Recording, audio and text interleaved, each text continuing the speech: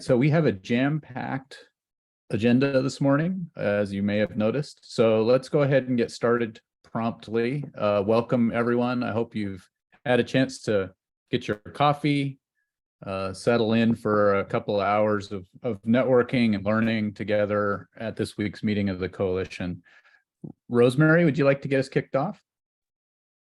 Thank you, Rob, and I hope my video and audio is all right today. It seems a little wonky to me, but welcome everybody to our open table, especially anybody joining us for the first time.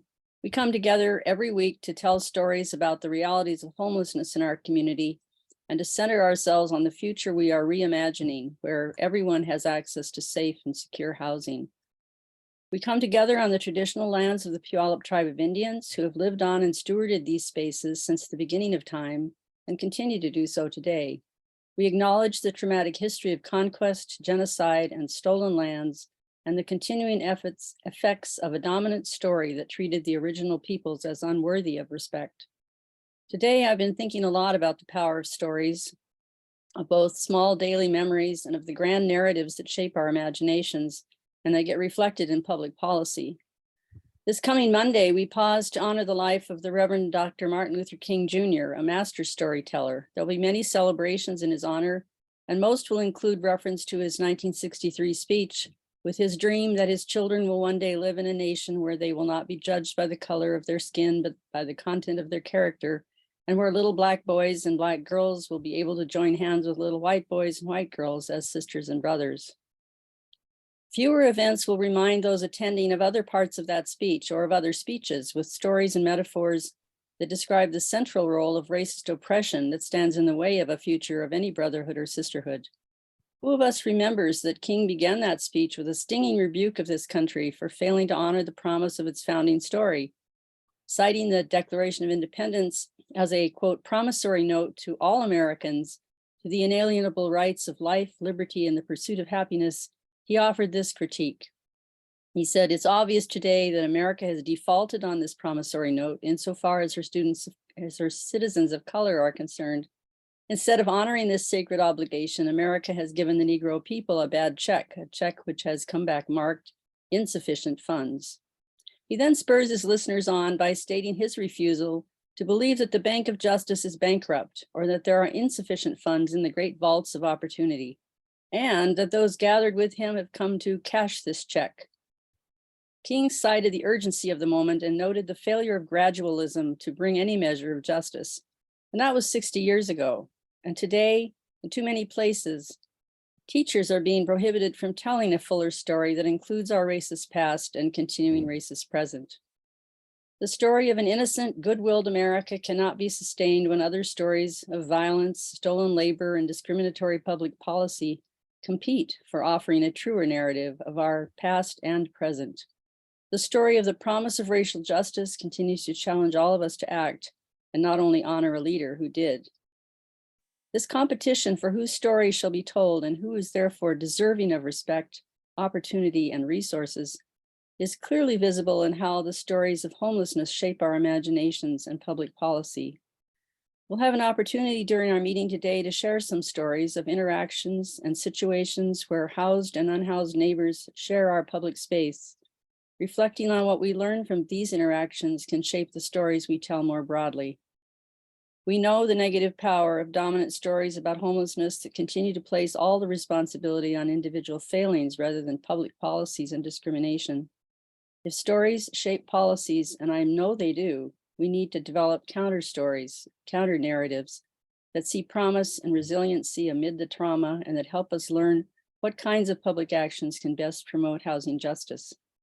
I just learned about a resource titled the Housing Justice Narrative Toolkit, and I'll put a link in the chat for that.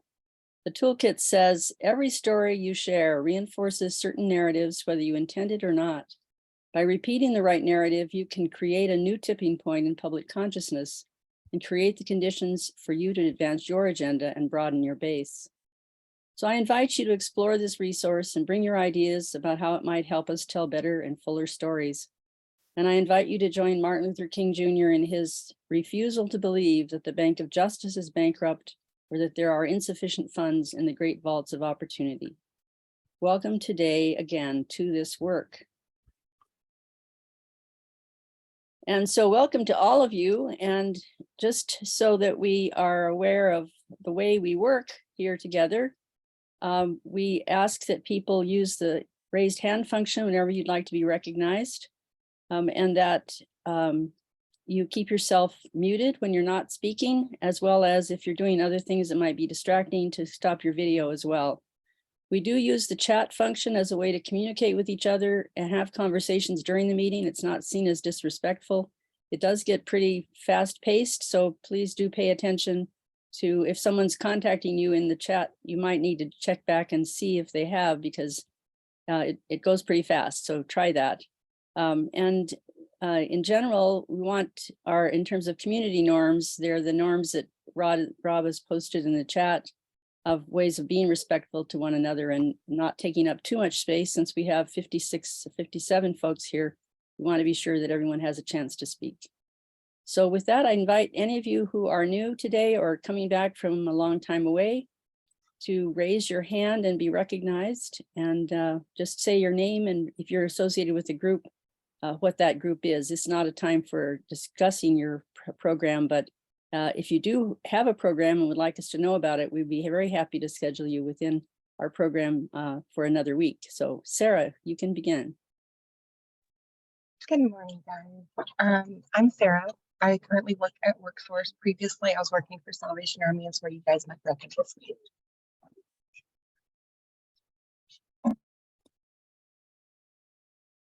Welcome, Sarah. And Rosemary, you're muted. And anyone else who would like to introduce themselves?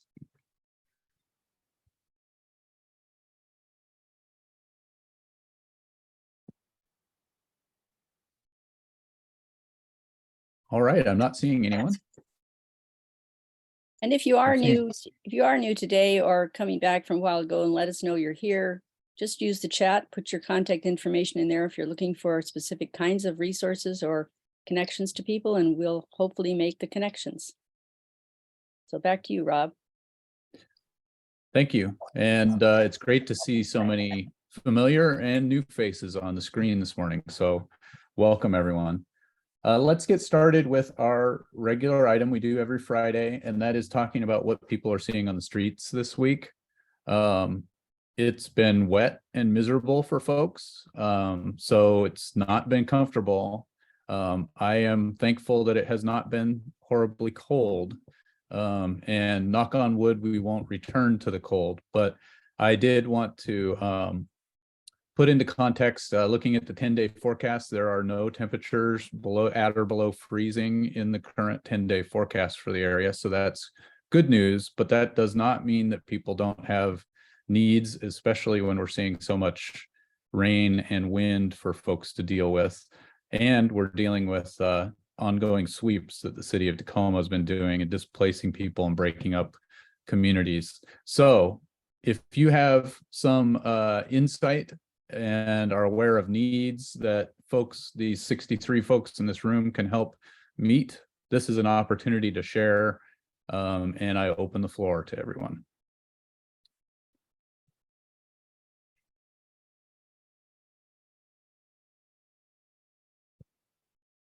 Go ahead, Sally.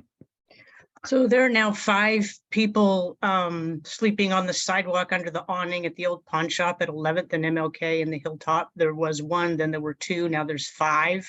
I think the reason that particular location is being chosen is 1, the awning, so they're a little bit out of the weather, but also because the pawn shop has closed. So there's nobody there actively shooing them away at the present time. So that may continue to grow until somebody decides it's a problem. And then there was a police car at the drug market at 10th and L a couple days ago, but that didn't seem to have any impact this morning. Everything was moving. The market was continuing to function as it has been. So that's really disappointing. That is disappointing.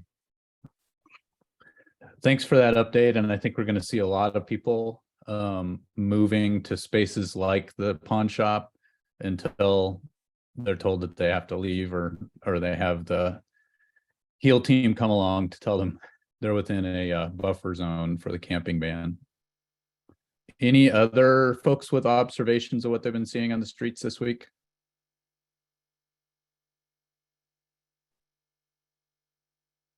Yeah, Bob. Good morning. Not so much on our streets because we Right. don't have a lot of people living on the streets here. For years, there's been a small cottage industry on the KP where private landowners will open up their land to homeless people or people living in RVs or cars for a nominal amount of money per month, give them access to water and maybe power.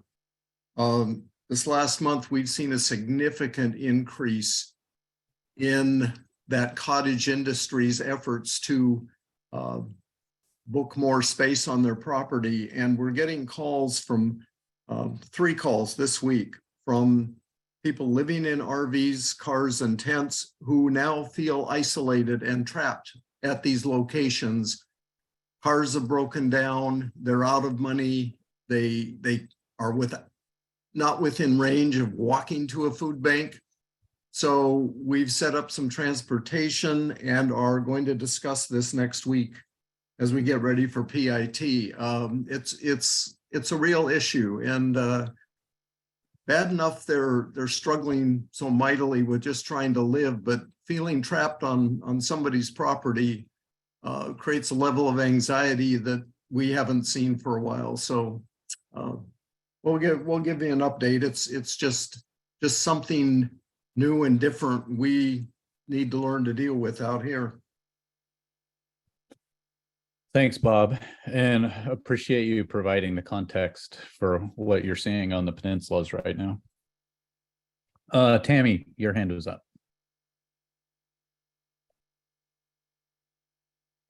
Yes, my hand was up. Sorry, I can't find the little yellow hand. You're good. It's all right.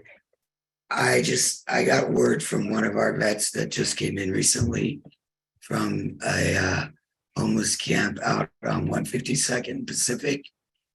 He said that there are 10 to 12 camps with 8 to 10 people out there, and the homeless folks are being targeted. They're having people come into their tents and beat them up and those kinds of things. So I don't know if there's an outreach team that can get out to see them or not. There's also 6 veterans out there, so my team will be headed out there to work with the vets, but I didn't know if there was another team that might be able to get out there and help the other homeless. Thanks, Tammy. Anyone on the call with a quick response for Tammy?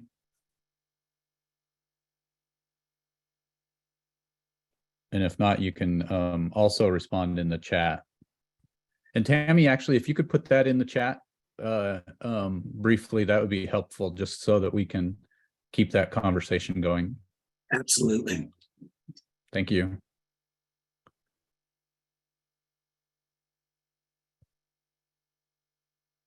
Yeah, Tammy, there is one follow-up question in the chat from Kenneth about if there's any identification of groups that are taking part in that kind of harassment, if you've heard that from the folks you're working with.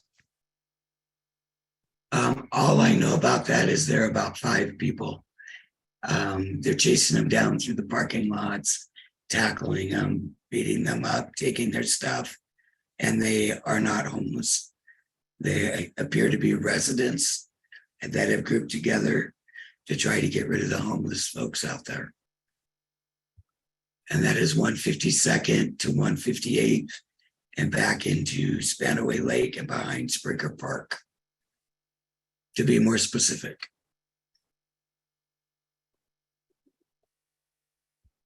Thank you for that information, Tammy, disturbing as it is.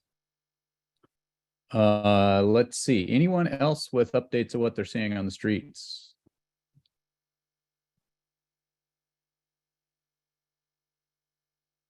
Richard, anything you'd like to share? I saw you updated a little bit about the wrapping up of the sweep around Puyallup Avenue.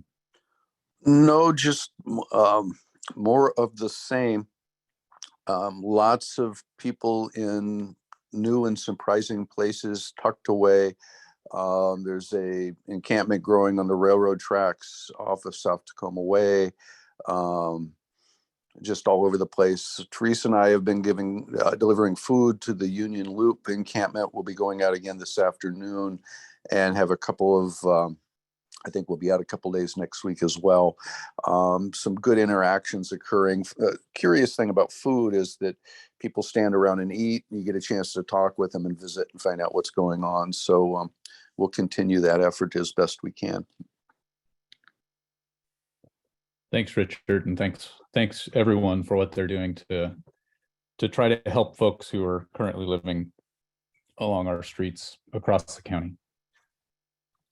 So let's shift gears. If you have additional information you would like to share, please use the chat to do so. And I do see some ongoing conversation happening in the chat, so that is great. Let's move to a brief mention of the need and share page. I didn't see if Jay is on the call, but a quick reminder that we are keeping a spreadsheet of items that folks believe that they need to do their outreach to folks on the street, and then things that you might have that could be shared with those who are doing the direct contact with people on the street. That's posted on a Google sheet. When I get a moment, I'll paste that link in the chat, but you can use our chat to just drop the items, mention the items that either you need or you would like to share, and we'll make sure those get added to the spreadsheet so that outreach workers know where they can find those items. So let's move on to our first community spotlight.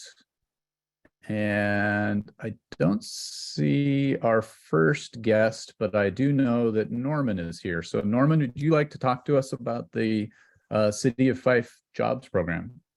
I would love to. Thank you so much. Can I use my PowerPoint? Yeah, let me give you that ability. Just a second here. Why? Thank you. You should be able to do that now. Excellent. Can everyone see my PowerPoint or my screen? Not yet. How about now? No. All right. Well, that's all right. I'll just talk about it that way. Okay. It won't be interruptive. I'll pull it up so I can see it. First of all, my name is Norman Brickhouse. I'm with the City of Fife. I'm here to talk about our jobs program. We started this program in October of 2021, led by Tim Anderson, who's still with the City of Fife, providing valuable knowledge and mentorship to me as I transition into this role, establishing the excellence that I'm going to do my best to keep up. Our program has three parts to success. The first part is our jobs program, where we're actually trying to change the culture of individuals. As you can imagine, their behaviors are in survival mode. We want to change that to something that is sustainable, something that can help them progress to achieve their own personal goals. So we want to establish certain routines. We want to make sure they're gaining valuable skills within our Parks and Recreation department.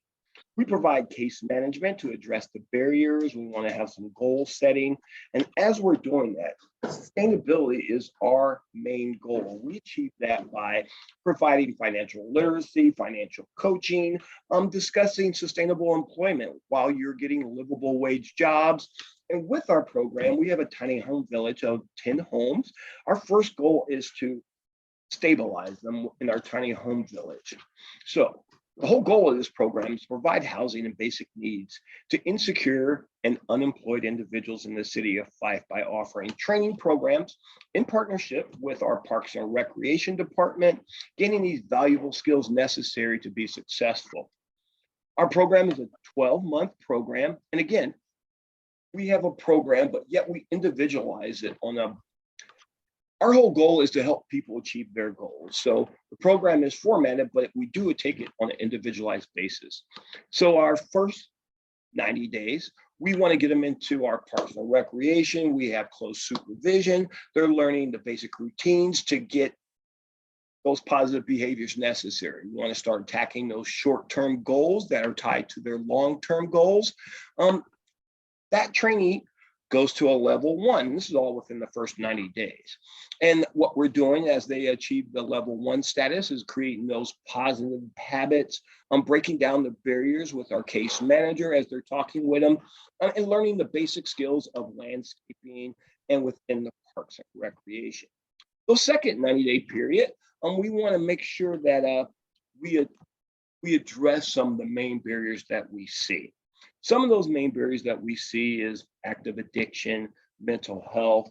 In the city of Fife, we have a unique issue in that gambling. We have 3-4 casinos in a very close proximity, and we're identifying that as a major barrier. As they achieve level 2, they start taking a mentorship level to the new individuals coming in, and we see that as a huge value. Having other individuals say, hey, I was where you were 90 days ago.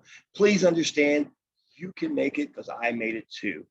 As they progress to level 3, they're going to be drug-free. They start taking a leadership role within our program and start again mentoring others. That's when they start learning about power tools, maybe driving our gator, start talking about housing. That's when we're going to get to our housing stability plan. And as they move to level 4, that's when they take a full-time leadership role. They're supervising others. We've had one individual, but we recognize that there's some other pathways that individuals need. So we do offer an office assistant position within our parks and recreation. I'm learning the valuable skills of being a administrative assistant, answering phones, doing clerical work, learning computer skills, all those valuable skills necessary to be successful. The success of our program is our case management.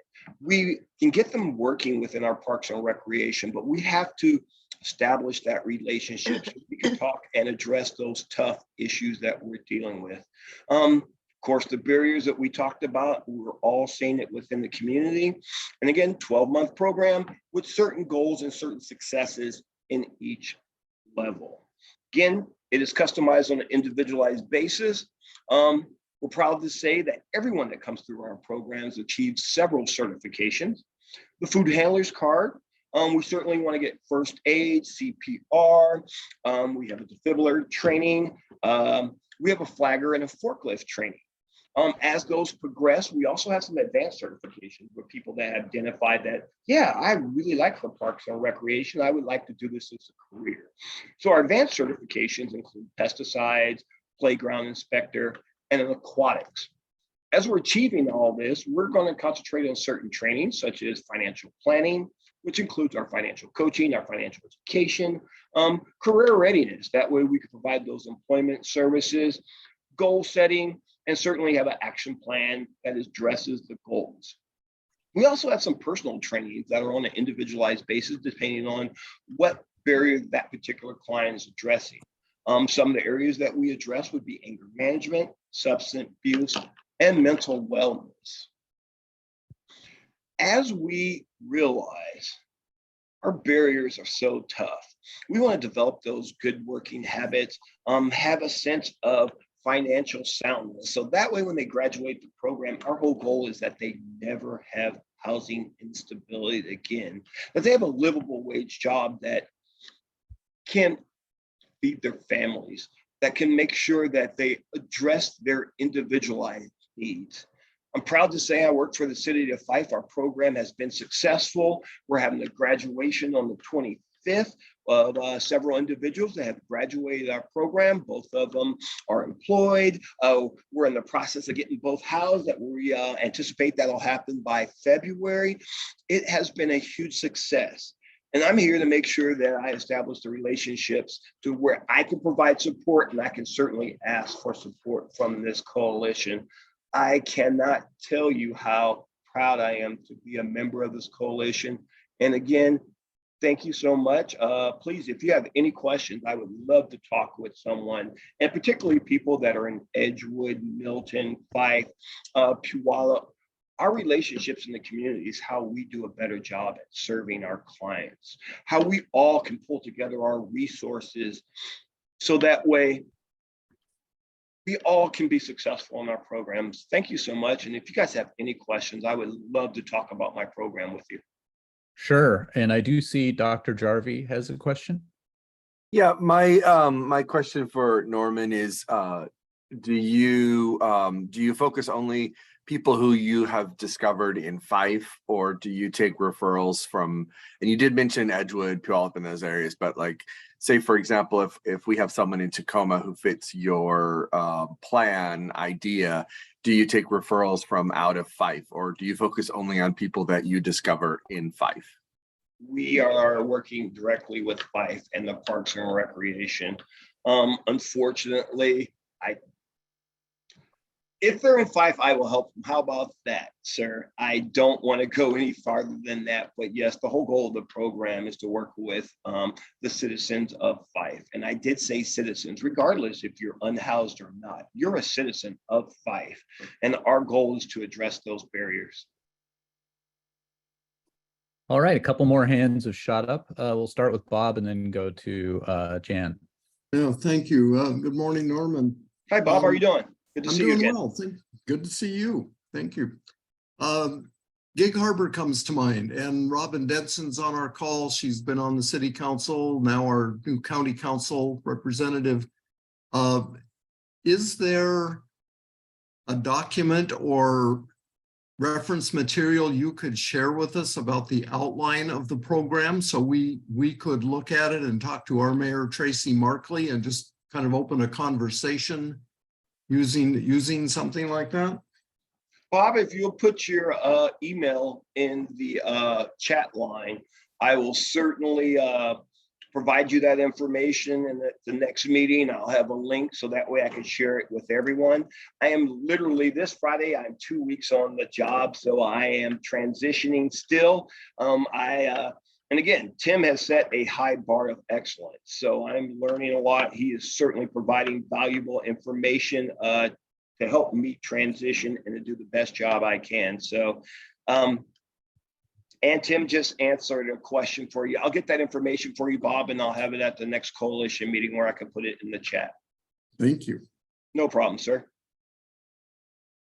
All right, and Jan. Norman, you brought up a point that caught my attention. The best way for folks to get out of homelessness is to identify how they got in. I'm sort of convinced of that. And most of those ways were social determinants of health kind of factor. You mentioned the city of Fife is geographically close to one of the largest gaming centers in the state. Having been a small business owner and having suffered the consequences of employees, trusted employees who fell victim to the addiction of gaming, I would be really interested and supportive if the city of Fife could gather data concerning how gaming, specifically addiction to gaming, or however, I mean, there's a lot of ways to get addicted to gaming. How that relates to your homelessness issue. So if your population has a higher rate of folks addicted to gaming, and that's you know, they lost at the tables, and so now they're on the streets. I would really appreciate hearing, you know, if that's, I'm not going to add to your burden because I can't, I'm not your employer, but I'd be real interested to know if how that factors into Pierce County homelessness. So thank you. That's an excellent question. I wrote that down, Janet, and I'll see what we could do to address that, because you are 100% right. And again, I came from the city of Tacoma. That's where I did all my training. So this particular barrier is somewhat new to me, and we're addressing it. We had few problems with the city of Tacoma. But again, I'll see what I could do to get you that information. I would hate to say something that is incorrect or provide incorrect information. So you're asking for data on gaming and how that is attributing to homelessness. Is that correct? All right, Janet, I wrote that down and I'll see what I could do to get that data because I have written a financial education curriculum. And again, it's kind of based off of Goodwill's curriculum and some of the stuff in the area. And the first part of it is addressing the unique barriers that individuals have. And you can imagine barriers are external and internal. Sometimes people who've lost their job, the highest correlation to homelessness is our rising rents. I mean, there are external factors that are addressing that, but we also have those internal factors that we could deal with. So great question. I'll see what I could do, Janet, to get an answer for you. All right. So thank you so much, Norman, for a thorough overview of your program, and we'll look forward to interacting with you and your program in your new role. So it's great to see you. Great to have the overview. And we are going to move on with our agenda. If you have other questions for Norman, you may want to drop those in the chat, and along we go. So thank you. Thank you, Rob. Yeah. So real quick, we wanted to double back on a topic that we had Zev talk with us about last week, and that is the Tenant Rights Action Conference that is coming up next month. And I wanted to address, there was a question about whether the coalition wanted to endorse a conference. The steering committee met on Wednesday and talked about how we really haven't had a habit of endorsing conferences per se, but that we certainly are in support of the conference and wanted to give Zev another opportunity to kind of lay out some of the details about when the conference is and how folks can join. And then we'll double back on this as we get closer to the time when an actual tenant rights initiative is ready to be considered. So Zev, you want to give us just kind of an overview? Yeah, I'll just keep this quick.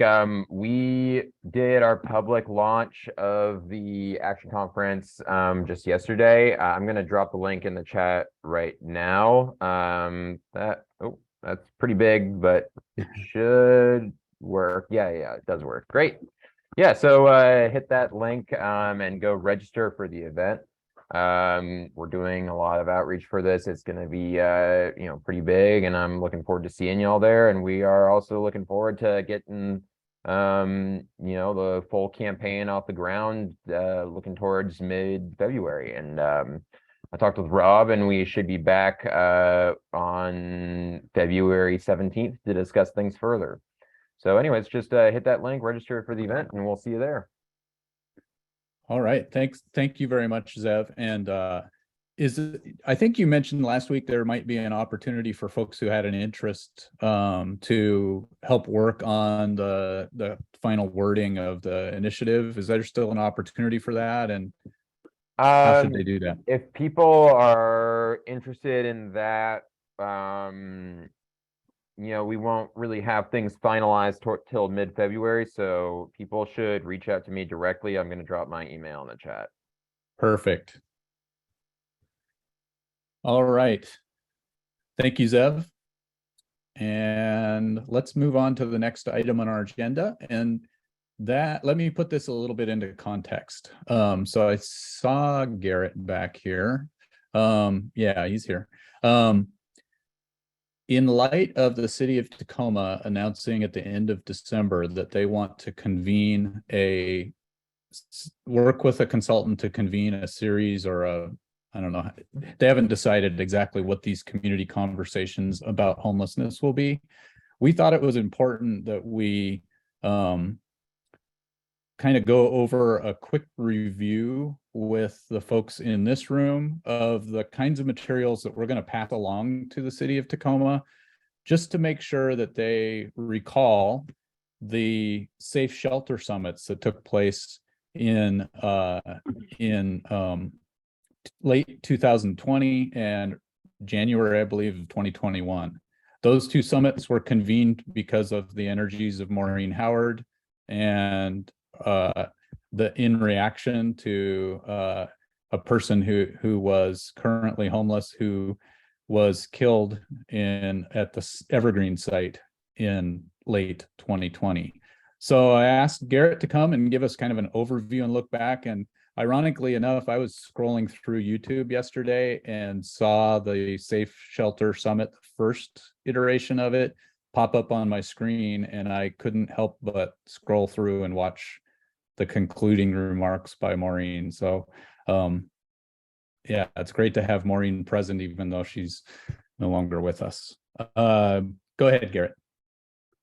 Well, thanks, Rob. When I was thinking about how to kind of remind us of what happened at that summit, I thought, well, let me look through my materials, and I found I did a 7-minute sort of highlights video, which actually closes out with Maureen Howard, which I have to say I found a little jarring, but good to hear Maureen. So I'm going to play that for you. And this is really some commitments that mostly policymakers made at the summit. And then I'll talk a little bit about some of the other commitments organizations made during the summit. But I think that these are sort of checks politicians have written and that we're sort of yet to cash, I guess. In other words, some folks are identifying ways that they want to be more effective and more active in increasing housing and programs for people that are homeless. And that as a community, not just a coalition, but as a whole community, we need to figure out how we're going to engage them to do the work they're saying in this clip that they would like to do. So let me give this a try. Failure is always a big part of sharing video. See if I can pull this off. Today is all about commitments and the power of what a community as a whole might be able to accomplish working in collaboration together. What I also want to commit to you is that we continue to be open. We are looking for opportunities and ways to provide shelter. And so again, if you are knowledgeable of anyone who's interested in helping us address this issue by helping provide their buildings, whether it's a church or a nonprofit, please let our staff know. We are continuing to find ways and explore ways to maximize our use of federal funds. We are using FEMA funds at this time. But when I look through all of these screens and I see everyone who's gathered here today, from the nonprofit community to the business community, to those experiencing homelessness, to government, to advocates, to everyone who's on this call, I know that because we're all here today and we all have this focus, I'm encouraged that we will be able to solve this issue. This from the Tacoma Pierce County Chamber. I'm the president and CEO. This is a high priority for us. And when you think about the work that we do, we this year have changed our vision of the chamber. The chamber's vision is to make the South Sound the most equitable and inclusive place to do business in Washington State. And so we have 3 imperative groups that we work on. And one of those imperative groups is homelessness. And our spot is really with workforce, it's on housing, it's on behavioral health advocacy. And so we're down at Olympia working side by side with you in terms of whether it's housing tax credits, where there's other items that need to be addressed. Right? So when you have the business community standing next to nonprofits and other folks around our community, that's where we can find a path that's going to move us forward. So I just want to say thank you. We're committed, fully committed. Help us navigate us, lead us to where we need to go. But we're definitely highly engaged and want to be involved and want to be part of the answer. Hello, I'm Adam Smith. I'm the congressman who represents the 9th District. But I really think it's important we take a comprehensive approach. Certainly funding existing housing programs is one piece of it, but there are several other pieces that I feel it's really important that we pay attention to. One of the biggest is, what creates homelessness and housing insecurity in the first place? There are a number of things, but one of them is the unequal pay in this country, the concentration of wealth. Over the course of the last 50 years, we've created a situation where shareholders and executives are disproportionately rewarded for their work, and average workers are not. The people who drive trucks, cab drivers, people who work at the airport like my father did, janitors, incredibly important work that has seen their buying power go down and down and down over the course of the last 50 years. So we really need to put pressure on our laws and on our corporations to better compensate workers. Hey folks, Derek Kilmer here. We need more housing. We need more workforce housing, senior housing, more homeless housing, more affordable housing. As you suggest, we need more non-congregate sheltering options. We need 10 to 12 million more housing units nationwide. Now, when we talk about building more housing, there's a number of things that we can do, but I want to pledge my support for the National Housing Trust Fund. We also need to ensure housing affordability and embrace housing as a human right. Hi, I'm Kim Schreier, representative from Washington's 8th Congressional District. Look, I am a big believer that housing comes first, that once you put a roof over a family's head, now you have safety, you have security, you have a place to be, you have better nutrition, the ability to hold down a job for students, for kids to do better and get better nutrition. And it really all starts there. But I'm also a real believer in giving people the chance to figure it out themselves. There's a lot of evidence that just giving money to people who are in need is the most effective way to address poverty and homelessness. This is U.S. Representative Marilyn Strickland of the 10th Congressional District of Washington State. Alleviating human suffering must be at the top of the list. We also need to make sure that homelessness is a temporary circumstance, not a permanent situation. And this means all of us will have to do our part to address it, whether that's job opportunities, building more housing, being more creative in how we define what it means to be securely housed, tiny homes, dormitory style housing, and making sure that we have permanent supportive housing. I'm Katie Condit, CEO at Workforce Central. Our core aim is ultimately to connect job seekers across Pierce County to living wage employment. And we're especially focused on serving community members facing systemic barriers to employment. And that includes job seekers experiencing homelessness.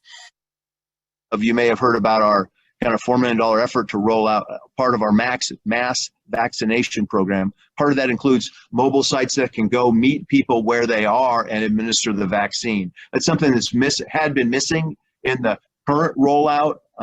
So we're going to augment that by doing that. And that also highlights one of the challenges, and one of the things that we're trying to get resolved is we need to, when we go to an encampment, we need to vaccinate everybody in that encampment. We don't want to go there and say, if you're over 65, raise your hand, we'll vaccinate you, and we'll come back 2 weeks later to vaccinate those that are over 55. And I mean, that doesn't make sense. So we just need to get there effectively and efficiently.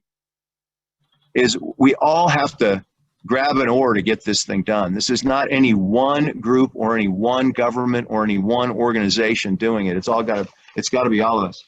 About the only thing predictable about us is that we will do this work as well as we can until we don't have to do it anymore. We're not stopping our Safe Shelter Summit work. We don't know exactly how we're taking it forward, only that we are, and that there is more than enough room for each of you to join us. We're using a messy sort of grassroots model where anyone with the time, energy, and passion to take on one of the requests or commitments can serve as the lead of a group of like-minded and diverse people willing to work together. Think of a giant web across this county. Some nodes, some requests, some commitments, clearer and easier and even stronger than others. Some more fragile, some just waiting for the right person, the right moment. Maybe you are that person, and maybe this is that moment. Maybe that giant web is, in fact, our beloved community.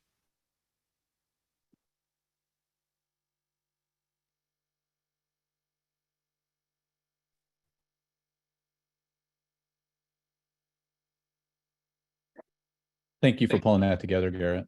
So the other thing I was going to toss in is that we had a bunch of organizations make some commitments before the summit happened. And I'm just going to show, this is a document that, Zoom's telling me I'm doing it wrong. Anyway, document Associated Ministries, Catholic Community Services, the City of Tacoma, Comprehensive Life Resources, the Coffee Oasis. These are all groups that said, we're committing ourselves to doing more, right? Or specific tasks. Tacoma Needle Exchange, Helping Hand Health, Lawson. These are just the folks that got back to us in time, right? Lehigh, Medical Reserve Corps, Metropolitan Development Council, MDC, New Connections, the Rise Center, Tacoma Pro Bono, St. Leo's Social Justice, Virginia Mason, right? Or whatever it's called now, and Tacoma Public Library, Workforce Central, right? And the commitments from those politicians were notable, right? And and the leadership of the chamber has changed, but not their commitment to work on homelessness. The executive director's on the advisory board for the comprehensive plan to end homelessness, right? These folks haven't stepped back. I don't think any of that was lip service. I think all of that is things that people care about doing more. And we, right, our community, are people that work in the homeless industry, that work for government, that are volunteers. Our job is to help everybody do what they want to do, right? Sometimes the path doesn't get taken because it's not clear how to do it. And so I think that's what I came out of the summit with, was that these discussions were good, and that it made us understand better that everybody wants to work on this, and that we can find things to do. And money is a limiting factor, and muscle memory. We just don't know how to do things. And so we're uncomfortable with new things. And so helping us to walk this path, right? Helping each other to walk this path is something that we can all kind of, I think, work on. So that's my positive spin on it all. And I'll put in the chat maybe some links to things. Or have you sent something out to the listserv? Sorry, Rob, I know some things went out. No, the only thing I sent to the steering committee a number of links. It would be great though if you could put the links in the chat. Sure. Folks who want to take a look back. I did put a link to the full video from the first Safe Shelter Summit in the chat. Cool. And it is interesting to kind of watch that, and if you were around at that time, to think back to it. Our hope though is to pass this along to the folks at the city of Tacoma, and so that whatever community conversations happen build on what has been done in the past and doesn't just retread that ground. That's one of our challenges, I think, is there seems to be cycles that we go through. So we want to break those cycles and actually start seeing action. And I'll do a closing statement, which is, I will say that one of the products of this summit, I believe, is the comprehensive plan to end homelessness. We Yes. came out of this not feeling like anyone was taking leadership, that it was still the coalition. And the coalition, if no one else was going to coordinate homelessness across the county, the coalition is going to have to do it. And we were talking about, how do we become an organization capable of that instead of a grassroots effort? And that's when Derek Young said, you know what, this is not an appropriate task for the coalition nearly as much as it's an appropriate task for the county council. And that's when they put together a group that eventually created the comprehensive plan to end homelessness, and this sort of overall effort to begin implementing and bringing the resources in we need. So it did have a pretty real product at the end, although I don't think that was what any of us were sort of egging for as we were putting the summit together, or really just doing what Maureen told us to do to put the summit together. Thanks, Rob. Yes. Yeah, for sure. Okay, thank you, Garrett. And I do know that we want to move on with our agenda, but if you could drop those items in the chat, that would be fantastic for folks to take a look back at. And after this, we'll get this information over to the folks at the city. So next thing on our agenda is a review of last week's breakout discussion. And Timothy, I can share on screen if you would like to give us the Excellent. rundown. Yep, ready to go with that. So yeah, there was a really rich conversation last week about priorities for 2023, and it really dovetails very well with the presentation Garrett just did.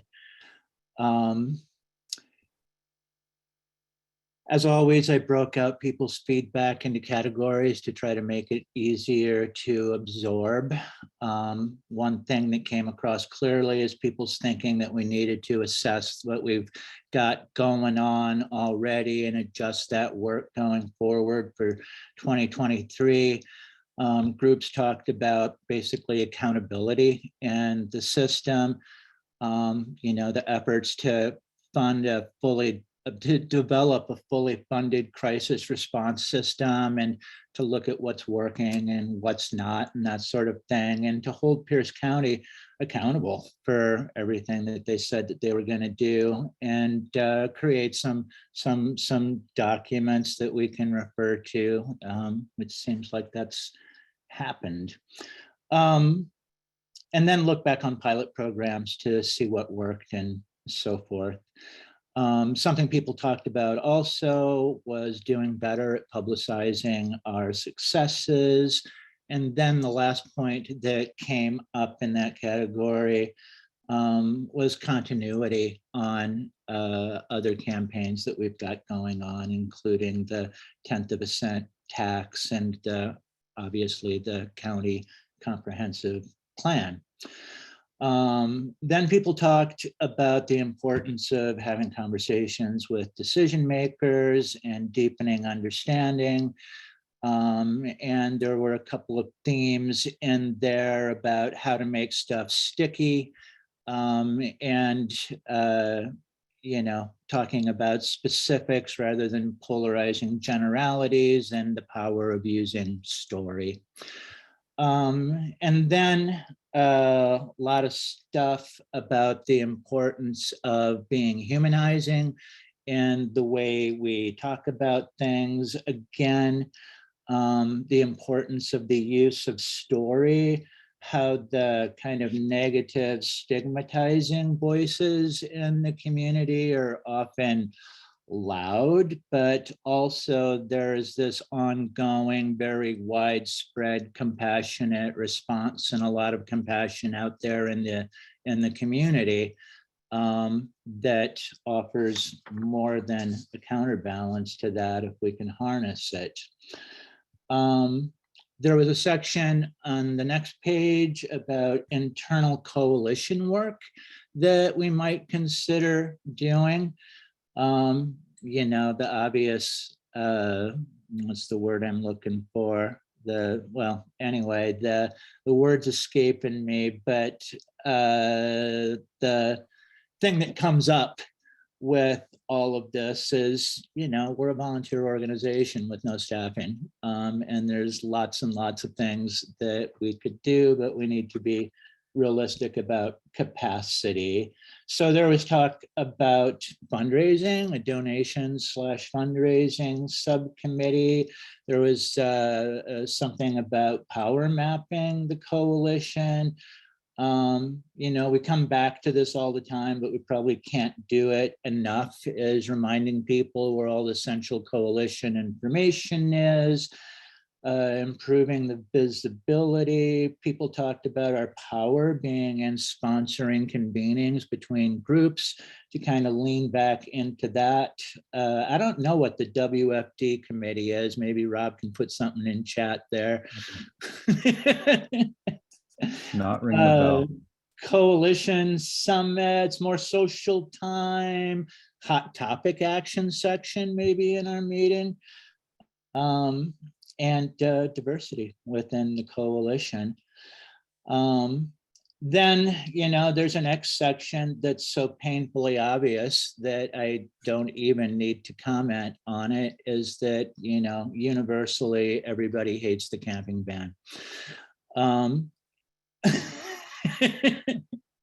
Moving on, long list of additional actions that we might consider, kind of the big bucket of ideas. I'm just going to highlight some of the less obvious ones. Connecting rental owners and property owners to people living homeless. That's a route to prevention, at least, and creating some more opportunities. There is something really specific about crisis intervention money that needs to be looked into. Supporting workforce development efforts, laundry and hygiene, medical respite, a mitigation site in East Pierce County. A lot of support and excitement about the Tenants' Rights Initiative. some concern about things going on with church parking that we should be paying attention to, the gap between low-paying jobs and high housing costs, the gray wave. And then there was a lot of enthusiasm around an event to help change the narrative on homelessness. Todd brought that up in the call, and there were a number of people who talked about their interest in that, and that seemed like a great idea. And I actually will add my voice to that. That's something I'd be happy to work on because it kind of dovetails really well with my other priorities. So we should talk about that. And that's the report. Thank you for pulling that together, Timothy. That's there's a lot of good in there. And I love that last idea of some sort of event to work on changing the narrative. I think that'd be really helpful. And we will use this brainstorm to help move the coalition forward throughout this year. So that's time well spent. So let's get into today's breakout conversation. You'll recall last week that Ed implored folks to, if you had the opportunity, to go out and have a conversation with someone who is currently homeless, and if they're willing to share, to kind of share some of the anecdotes of what you heard from people and their stories that they're willing to tell us. What we're going to do is break up into breakout rooms, and hopefully folks did have an opportunity to do some of that. If you didn't do it during this week, maybe you have some stories that you can share from the time before this week when you've been doing interacting with folks who are homeless. I'm going to put us in small breakout rooms like we do every week, and we will be in those breakout rooms until about 10 after 10. Please have someone taking notes in your room. And the key to all the magic is making sure folks come back here and paste those stories into the chat when you return. I'm going to send us off to breakout rooms now, and we'll be back at 10:10.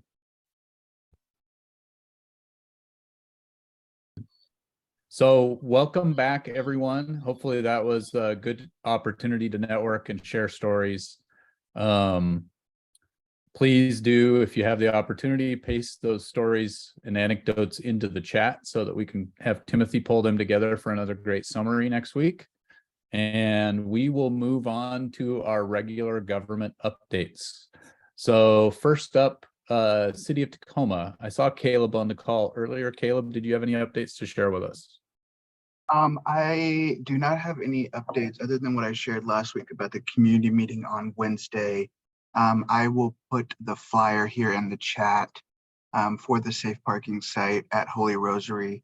As always, would love Coalition to come and see what's happening within the community. I know it's always, sometimes it's bombarded by community members that are usually against it and don't always be able to understand context. This will be a little bit different because it will be in person, and we will do breakout sessions or groups with individuals so that they can talk about some of their concerns and have any questions. And often in those smaller spaces, questions can be answered and have a more conversation around those, as opposed to our previous meetings where it's often one individual or a couple of people answering questions. So would love if people were able to come, and I will post that flyer in the chat. Thank you. That'd be great. All right. Jeff Rogers, I saw you on the call earlier from Pierce County Human Services. Yes, good morning. I don't know what happened to my camera here. There you yes, good morning. As all of you are aware, we're planning for the homeless point in time count. It will occur the evening part of Thursday the 26th, the evening of the 26th, and into the morning hours of the 27th. We're still looking for volunteers. If you'd like to volunteer, I'll put the link in the chat for the registration. Things are going well. One other thing we ask of you is that you, I'll put my email in there as well, If you have a known location of where folks are staying outside, you could email those to me. Many folks are sending me those locations. We're compiling that information so that we can give assignments to the teams that we're going out this year. So I encourage you between now and the pit count, if you see something, to share that information so that we have that all over Pierce County, not just in the city of Tacoma, but in eastern Pierce County, on the Gig Harbor, Key Peninsula side, throughout the entire county. We're looking for locations that people need to visit. I've had people tell me, well, they may not be there. They might move. Well, that's fine. We'll still go there and make sure that there isn't anyone there, because sometimes they do move, but sometimes they move for a week and they end up back right where they were. So any locations that you see or know of or hear about, please pass it on to us. On to another topic. We're in the process of finalizing a funding opportunity.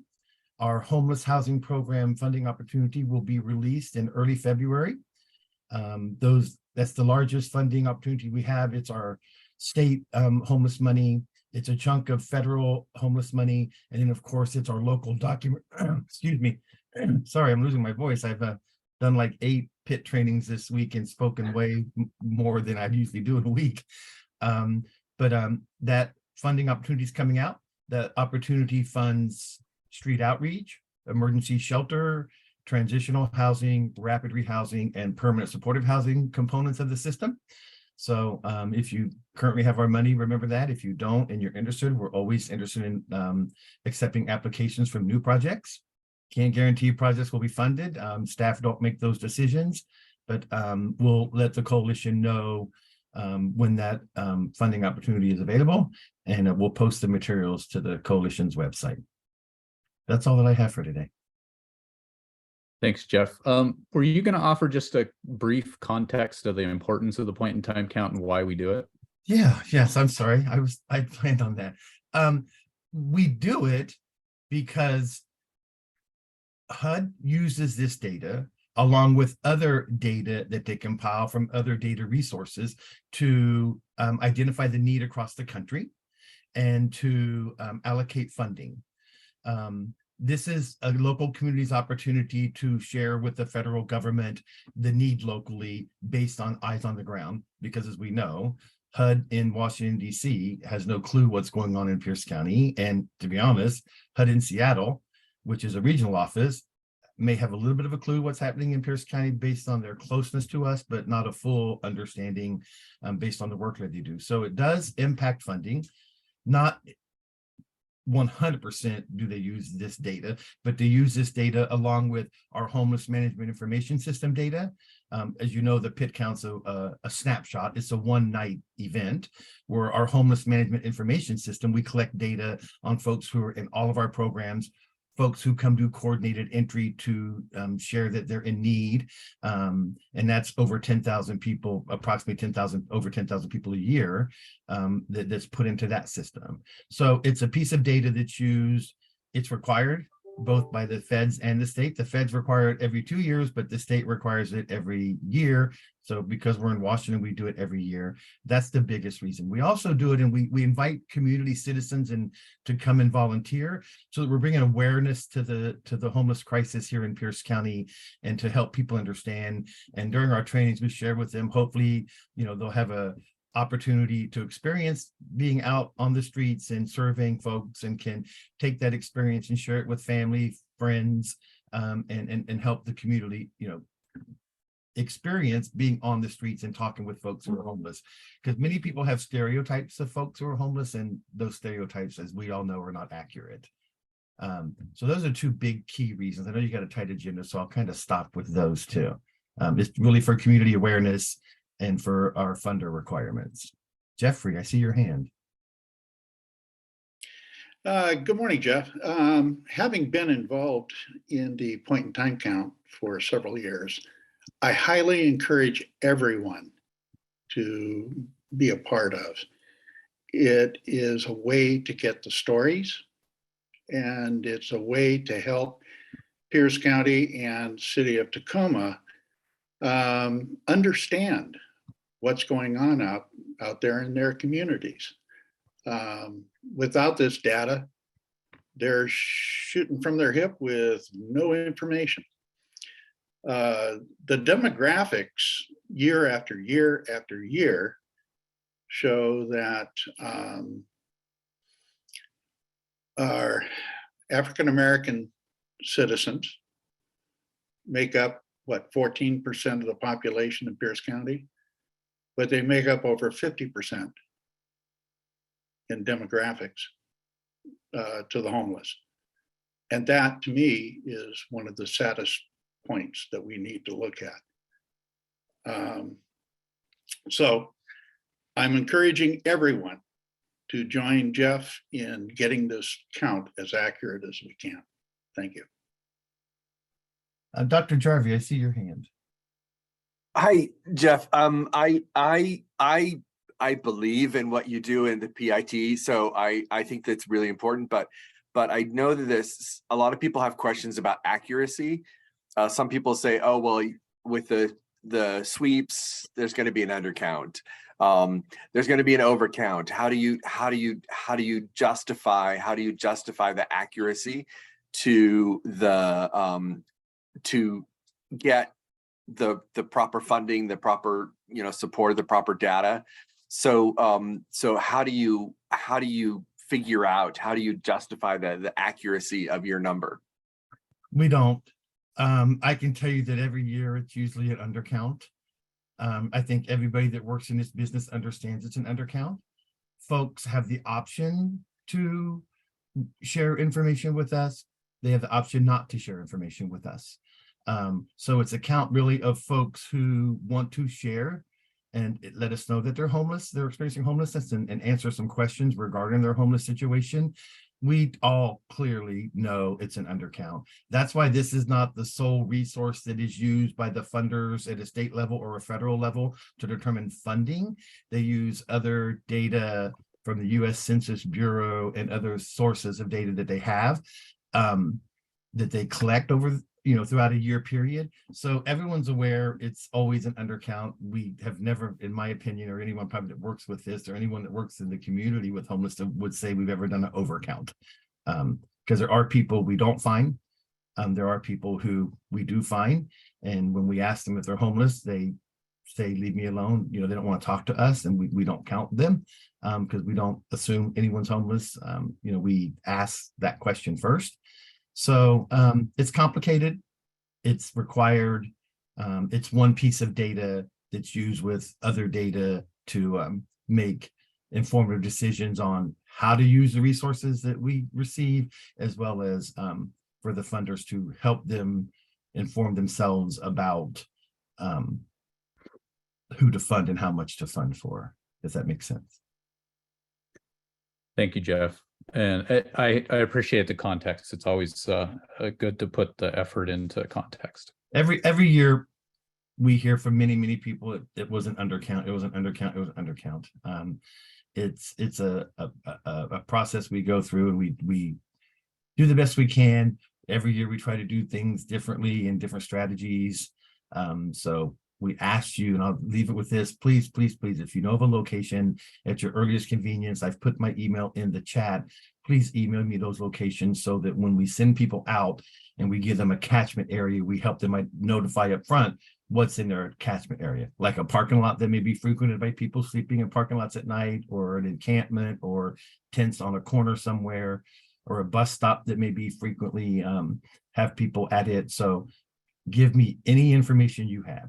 This count will only be a successful count if all of us contribute and provide information that we know, so that we can visit those locations. Now, real quick, I'll just share an example. On the Gig Harbor Key Peninsula, on the 20th, I believe it is, there were 4 outreach workers from Greater Lakes Mental Health and 4 outreach workers from Tacoma Rescue Mission who are doing a type of drive-by with the sheriff's department out there of known locations that the sheriff department knows of. So there's efforts going on in different parts of the county with different resources and different people to prepare for it. So that's like one example where the outreach teams are working with local police to identify locations, and they may not be there when they go back on the 26th or 27th, but at least we have identified them and are trying to find folks. That's just one example. Thanks, Jeff. And quickly, updates from the Tacoma Pierce County Health Department. Hey everybody, this is Jenny. Good morning. I don't have a whole lot that's different from last week in terms of what's going on in the world of communicable disease in our community. It's kind of status quo. The CDC has made some changes to their recommendations, and DOH is working on those, and I'm working closely with our individual shelter partners to help offer them guidance on how to interpret things around quarantine and isolation, those kinds of things that probably isn't relevant to this whole group. But we have a Gov Delivery notice, I guess it's called Gov Delivery email that should be coming out today. And if you all are on our contacts list, you'll get that that communication, which will give you some more information about flu, COVID, et cetera. I wanted to take a few minutes today just to share one resource that I think we've talked about before, but maybe just remind folks, and then mention some upcoming events. So we have a family support partnership program and family resource centers. We have 9 family resource centers across the county, and folks can go to those resource centers to get assistance with like enrolling in basic food program, parenting classes, other resource navigation. There's a diaper bank. I will share the link to those resource centers.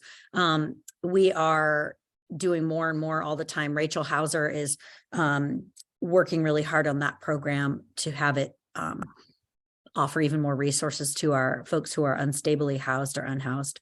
You may have seen things come through various emails, but there are some events coming up. So at Urban Grace Church on the 18th from 11 to 3, that's at 902 Market Street. There's going to be a health fair. TPCHD will be there along with other partners, Tacoma Needle Exchange, and lots of others. There'll be free health and social services and resources there, including STD testing, Mpox vaccinations, naloxone distribution, et cetera. Project Homeless Connect is coming up December 27th, St. Leo's Parish. And then I also found out yesterday about a free community dental clinic going on the 27th and 28th at LifeBridge Church, which is in University Place. And they'll be offering free cleanings, fillings, and extractions to folks. They do recommend pre-registration, but not necessary, but they will only have services until she's holding on to 2022. You said December. People are asking if you meant January. I'm so sorry. You're just holding on to 2022 hardcore. It's fine. Yeah, well, yeah. No, I'm ready. I'm ready for 2023. Sorry, folks. I'll share information in the chat, and hopefully that will be more accurate than what's coming out of my mouth at the moment. Apologies. But yeah, and then finally there's a movie folks might be interested in, a screening at the Grand Cinema of a film called Love in the Time of Fentanyl. It is on the 22nd of January, 2023. And I will share the information for that as well. And Richard is sharing that Liz and I both got COVID boosters this week. Yay. Yes. Please get boosters. Evidence is, the data are coming out that just continuing to support the efficacy of our vaccine. So keep getting boosted and encouraging others to do so. And sorry, I've talked more than I thought I was going to. It's kind of my normal routine. So I will stop now and share some things in the chat. Thanks all. Great. And Isaiah, did you have stuff you needed to share this week as well? I don't. Jenny stole my thunder. She took all of the events that I maybe was going to bring up myself. So you're not going to hear me talk as much, but that's okay. Her voice is very beautiful. No, I have no updates. The only thing that I'm slowly doing for folks that might be interested is just gathering some more information about how we can plan for our heat events happening. So obviously warm weather events and wildfire smoke and whatnot. I know we're all still in winter. And so everyone's just trying to figure out how to best navigate that. But I am in the process of trying to figure out, and that includes trying to figure out our response at TPCHD for warm weather events. That includes reaching out to folks who were in this room, who are doing the work and doing this direct service and asking them what they want to see and what they think is important. So I am slowly doing that. So that is going to be a long process, but just to put in the back of your minds, I might be reaching out to folks to ask you for your thoughts. And I reach out to some folks here and there to get their feelings, like Sally Perkins and Jay Worley. So that's just something that we're slowly, very slowly working on. So don't expect anything quite yet out of me, but just something to keep in the back of your minds. But other than that, that's all I have.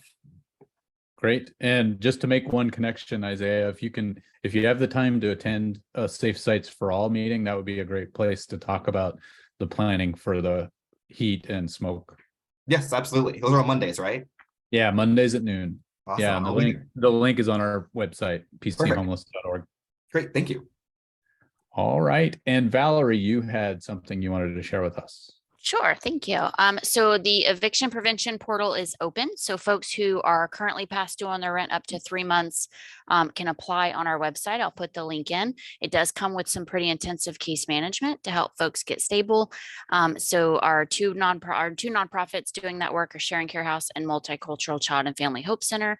There is an option to apply in person, online. We're working out our partnership with the amazing United Way 211 at the moment, and we're still processing rental assistance applications from 2021 and 2022. We have about $160 million spent in that program in the last 2 years. So if anybody has any questions, I'll put my email in the chat. Thank you, Valerie.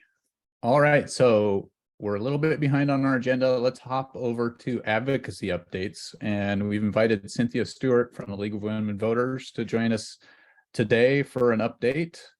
Take it away, Cynthia. Thank you. I'm going to share my screen here. I'm going to try to make this very fast. So just as, why is this not working? There, can you see it? We can. So just to be clear about why I'm giving this presentation is I am on the State League of Women Voters lobby team, and I work on housing and homelessness and revenue, transportation, and growth management. And in the revenue category, there's an issue that overlaps with housing and homelessness. And some of the briefings that you may get from the Low Income Housing Alliance, from Rob and Poe and others may cover this, but I just wanted to make sure, in case they don't, that you're aware. I put this on a rainbow format because I think it might be pie in the sky, but I hope not. So this is about the Evergreen Basic Income Pilot Project. Basic income means that there's unrestricted cash benefits to those who participate.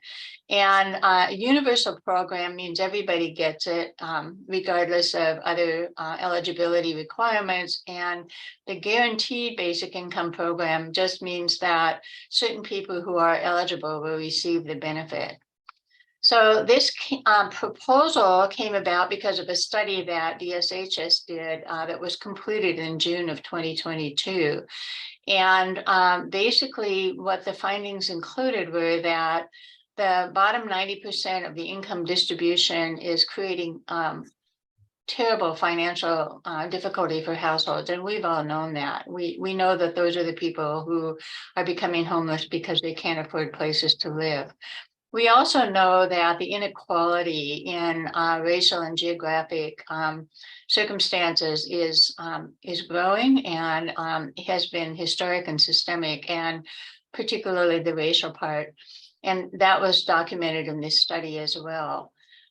Those factors made it possible for the state to take a look at this issue. The legislature asked for this study, and they have it now.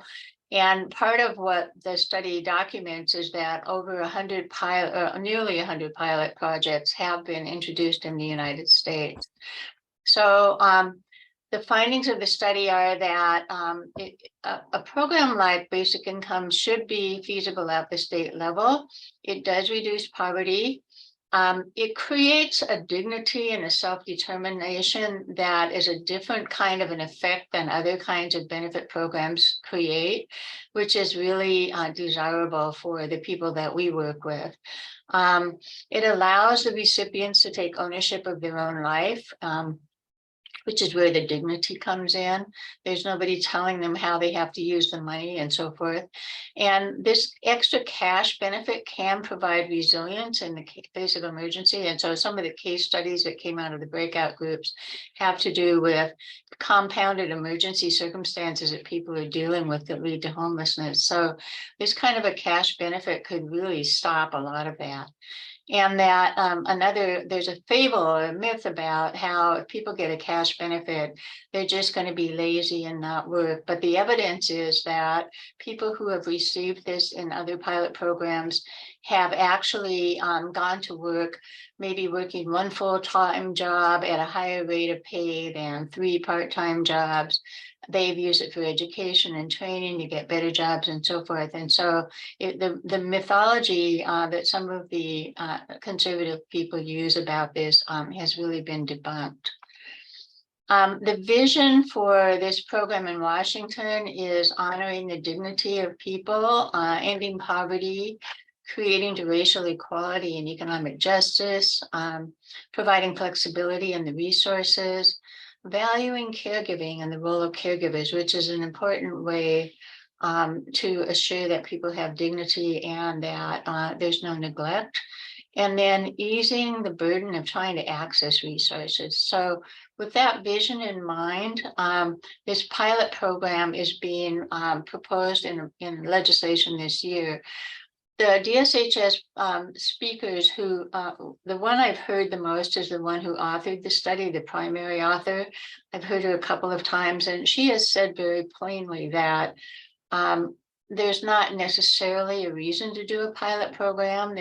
Rather, it would be appropriate to just proceed with implementing a real program, but that a lot of people are skeptical and want to see a pilot program at the state level. So that's the reason why this is a pilot in this proposal.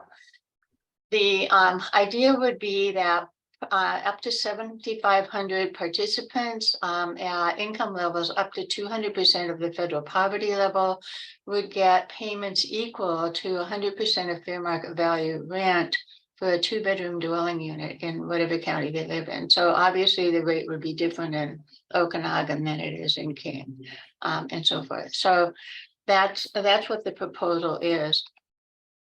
The other criteria are that the individual receiving this cash benefit would have to be one of these conditions involving children, homelessness, immigration, exiting from some state system, and so forth. So there are some criteria that are combined with the income level to make persons eligible for this.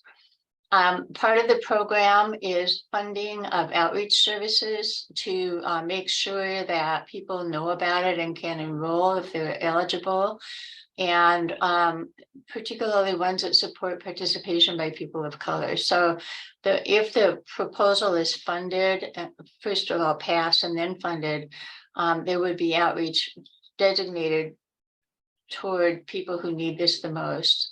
And also recipients would get ongoing benefits counseling, which is helpful. And furthermore, the biggest part of all is that if they're already enrolled in some other kind of a benefits program, they would not lose that. If they did get cut off, they would be reimbursed for it. So the idea is to make supplemental payments to make people more whole and not to take away, and to test what happens when people have an adequate income. So there was a public hearing already this week, and my reason for bringing it here today is that I want you to be aware so that we can provide, maybe in the chat in future weeks rather than a presentation, but provide updates and opportunities for you to let your legislators know that you support it. So I will put this information in the chat about how to contact your legislators. I hope that you will take advantage of this opportunity to let them know. As we go through the process, I'll be adding more information in the chat. I will also provide this on a PowerPoint so that Rob can have it somewhere in your database and you can look up the study. I'm not going to put that part in the chat right now. I want to point out that this particular bill is a programmatic or policy bill, what would have to happen is the policy bill would have to pass first, and then the appropriation would have to be added to the budget. So there's really a two-step process, but it starts with this. So because this would be so tremendously helpful to the people we serve and we care about, I really felt it was important for you to know about it in addition to some of the other housing legislation. So thank you. I appreciate it. Thank you, Cynthia. And it is our hope to share advocacy opportunities like this as session continues. Session just started on Monday and it has hit the ground running. Folks from the Housing Alliance and other organizations have been doing testimony on the various budgets that have been proposed, on the governor's proposed referendum for a housing bond that could go to the voters in November if it's approved by the legislature. There's a lot happening in Olympia right now. So we'll try to boil that down and make it actionable every week during our advocacy updates. So thank you, Cynthia. Thank you. Other advocacy updates, I did want to share the city of Tacoma actually is not holding its regular meetings on Tuesday. So there is no study session or regular council meeting this week. And I'll lean on Sally if she has some ideas that she wants to share in the chat for additional advocacy opportunities. I will say that I will make sure that I send advocacy opportunities as well as they come along to the coalition mailing list. But I did drop into the chat a couple of opportunities that folks could take advantage of. One is that the Housing Alliance will be hosting weekly housing advocate calls at 2 p.m. on Fridays during session. And I posted the link to that to sign up for those calls in the chat. Those meetings start today at 2 and will be held every Friday. The meeting itself is an hour.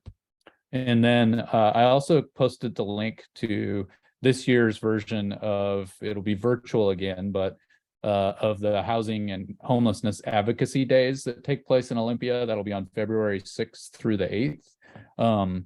If you have the ability to participate, it's a good opportunity to learn about the issues on the legislative agenda, and also take the opportunity during that time to have short meetings, virtual meetings with your representatives to focus on issues related to housing, affordability, and homelessness in the state legislature. So anything, Sally, that you think we should add? Yeah, my keyboard sticks, so I can't put it in the chat. On January 24th, the Tacoma City Council at their noon study session will be talking about what to do about drug crimes related to the Blake decision. There is a big push to either make drug possession a gross misdemeanor or a felony again, because it's a compassionate way to force people into treatment. Just give that some thought. So anyway, it will impact, that whole conversation will impact unhoused people who are suspected of or may actually be utilizing some street drugs. It's a mess. The prosecutor, Robinette, is advocating for tougher penalties. City of Tacoma has not yet signed on. The study session is to discuss whether the city ought to sign on. So if you have thoughts about that, you might want to talk to your council member. Thank you, Sally, and appreciate you being able to add to the advocacy opportunities. All right, so briefly, I wanted to offer an update on the Pierce County Comprehensive Plan to End Homelessness. Last week, wow, it doesn't seem like it was just a week ago, but last week, the advisory board for the comp plan met for a couple of hours. And one of the topics on the agenda was to try to determine what recommendation that advisory board will make to the Pierce County Council regarding the consultant's recommendations on where a unified regional approach either office or function needs to be located within our region/county. That conversation, there simply was not enough time for it. So there's going to be a special meeting this next week. Currently, it's tentatively scheduled for Tuesday afternoon, where the advisory board will meet for a couple of additional hours just to consider what recommendation needs to be made to the Pierce County Council. There was some preliminary conversation and suggestions of what recommendation should be. I don't think that has solidified anymore in email conversations that have happened this week. So if you do have the ability to attend that meeting next Tuesday, which right now is scheduled to happen from Tuesday from 2 to 4, then that would be a good opportunity, not only for you to hear the public conversation about where the advisory board wants to land, but also to make public comment yourself. Thank you, Sally, for submitting written comments. Those have been shared with the advisory board members. So there is an opportunity to get your voice heard. And so that's where we are with that update for now. Anything, Courtney, you're also on the advisory board. Is there anything you wanted to add on that as well? Thank you for asking. I don't think there's anything for me to add at this point in this space, but okay. To reiterate that your public comment is very valuable, because I think that where I'm standing now, I feel like I might be in a minority position, but fighting for the good thing. And so, you know, and that position will be finessed further over the weekend and early week. And so I don't have something to suggest, but please attend and rally behind the suggestions you most support. Thank you. Yeah, and I'll second that I'm right there with Courtney. I'm not so sure that where I'm hearing folks coalesce around a recommendation is where I personally feel that we should be, but it's just important, if you get an opportunity, to take a look at the document that's been suggested by the consultant, and then weigh in, and written comments ahead of that meeting on Tuesday would be really helpful. So I will post a link to the comp plan web page here shortly. All right, let's move on to a brief update from the Safe Sites for All Committee. Jan? Yes, Monday we had a very robust conversation on the newest site that is being planned right now. Well, actually, we have two. Jeffrey is fighting the soldiers' fight as far as why is permitting even an issue for somebody that owns their own parking lot when it's guaranteed by the state that you can have a safe parking. So that battle goes on, but also the good news is that CCS, Catholic Community Services, under the guidance of Alan Brown, has been contracted to have a larger, it would be the largest site that we would have in the county at Holy Rosary. So there's a lot of discussion between those of us who have a lot of experience, namely Paula Anderson with New Hope, who has the contract from the county, and this new site. So, and like Rob said earlier, the planning for inclement weather events happens at the Safe Site Committee, which is open to everybody, along with everything else under the universe that it can happen. It is there. So come and join the conversation Monday at noon. Everything under the universe is a lot. Wait a minute, Monday at noon, I might be busy. It's Martin Luther King Day. I think folks still want to gather. I know that I'm doing a day of service. Isn't that funny how Mondays sneak up on you and holidays and all that? So I may not be there. And Holy Rosary is the Catholic church on Tacoma Avenue and about 40th. It is the Notre Dame of Tacoma. Holy Rosary is the Notre Dame of Tacoma. Everybody knows our landscape. it's an amazing building. All right, thank you, Jan, and we'll still open the room for the Safe Sites for All meeting on Monday, so I'll definitely be able to be there and take the time for that noon meeting, and I hope others can join. And I see Teresa's going to be there too. All right, any other coalition committee updates that we need to talk about this morning?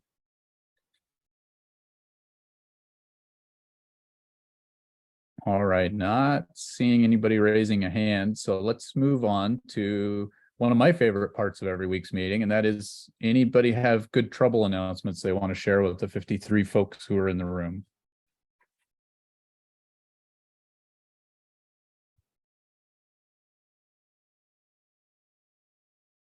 Yeah, Teresa. My video is still broken, sorry. But I just want to say that Richard and Liz and I have been going out to the Union Street Loop, and it's been very positive, just in general. One thing that we did last week was to bring some notebooks and pens out. So I want to encourage anybody who has a stack of nice notebooks, whether they're used or not. I mean, please take your personal writing out of them unless you want to entertain somebody, but we would love to have them to take them forward. Also, writing implements. People are pretty delighted to get a nice working pen or a retractable pencil, that sort of thing. So if you have such things hanging around, also Richard is putting in there, he's trying to expand our reach into colored pencils and coloring books. We're actually, there's some potential here for a little extra creativity. And so we're talking with Timothy also about possibly encouraging people to write things and submit them for his publications. All of that said, the other thing we're using are gallon-sized Ziploc bags to put the notebooks in so that they survive the dam. Any or all of that is welcome, as are soup supplies, and anybody who would be interested in making 2.5 gallons of soup on a Tuesday or Friday, I would be delighted to pick that up from you. Just let me know. Take care. Thank you, Teresa. And I see Zoe has her hand up. Hey everyone, Tacoma Mutual Aid has one of our distribution days coming up on January 29th. It's a Sunday. We're still working on sorting out a location now that everyone has been shuffled around. But if you would like to volunteer, have materials, or want to be by to promote your services, if you want to cook, that would be great. We'll have a flyer in the next few days once we settle on a location, and we would absolutely love everyone's help distributing that flyer while you're doing your outreach, you know, just to folks in the neighborhood, not trying to spread it to people that are, you know, 5 miles away, but yeah, I put something in the chat. I'll go copy and paste it down here to get in touch and all that, but would love to see y'all out there or have your help. Yeah, I think that covers it. Thanks, everyone. Thank you, Zoe. And thank you, Dr. Jarvie, for posting the link to the upcoming MLK celebration coming up this Monday. Hope folks are able to attend that as well. I recognize it's challenging to be in committee meetings and celebrations at the same time, so we have to juggle things as always. Other folks who have anything to share with the larger group?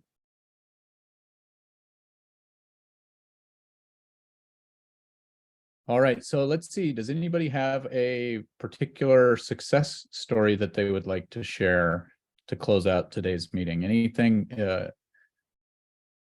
that folks have gathered over the last week?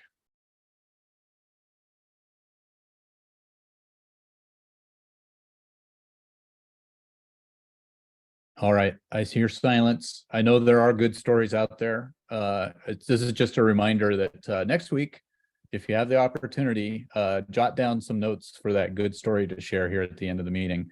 It does help inspire and keep the work going. So I really appreciate when folks can share stuff. Richard, thank you for sharing that a friend of yours got into a tiny home. That's the kind of thing that we can, we'd love to hear that there's positive progress for folks. And we hear it throughout the meeting, but I love to be able to close out the meeting with something positive. So thank you, everyone. I hope that everyone has a safe and productive weekend, that MLK Day is a celebration and time of remembrance and learning for all of us. And I look forward to seeing everybody again at this same time next Friday morning for another of these meetings next week.